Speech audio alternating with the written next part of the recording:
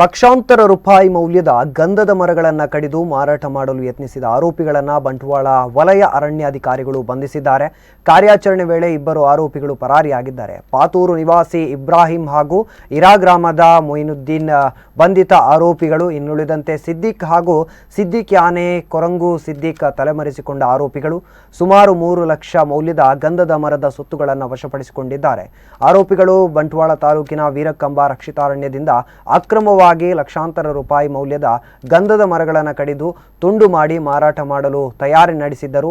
ಈ ಬಗ್ಗೆ ಮಾಹಿತಿ ಪಡೆದ ಅರಣ್ಯ ಇಲಾಖೆ ಅಧಿಕಾರಿಗಳು ಮಿಂಚಿನ ಕಾರ್ಯಾಚರಣೆಯನ್ನು ನಡೆಸಿ ಇಬ್ಬರು ಆರೋಪಿಗಳನ್ನು ಬಂಧಿಸುವಲ್ಲಿ ಯಶಸ್ವಿಯಾಗಿದ್ದಾರೆ.